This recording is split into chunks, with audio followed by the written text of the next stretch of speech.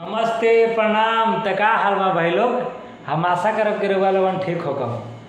तो आज एगो बात बता दी कि खेसारी भैया के एगो पोस्टर आइल बाटे कजरवा। सावन के बहुत धमाकेदार गाना के पोस्टर बाटे ई लगता। अब एकर में एक खास बात तो ये बाटे कि राइटर भी चेंज बाटे और म्यूजिक डायरेक्टर भी चेंज बाटे। राइटर के नाम है धाका धड़कन और म्यूजिक डायरेक्टर का नाम है विकास यादव, जो कि बहुत अच्छा म्यूजिक डायरेक्टर बाड़े। आ ई गाना के जौन पोस्टर बाटे ना, देख के तो लगता कि गाना कुछ बवाल करी।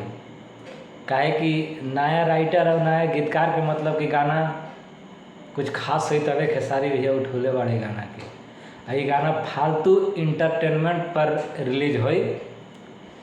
शायद कल टीजर आए, परसों दिन गाना रिलीज हो, मगर गाना बहुत जल्दी रिलीज हो। पोस्टर लॉन्च कर दिया है, तो आप लोग इंतज़ार करिए खेसारी भैया के कजरवा गाना सुनने के लिए। हमको लग रहा है कि गाना बहुत धमाकेदार होने वाला है।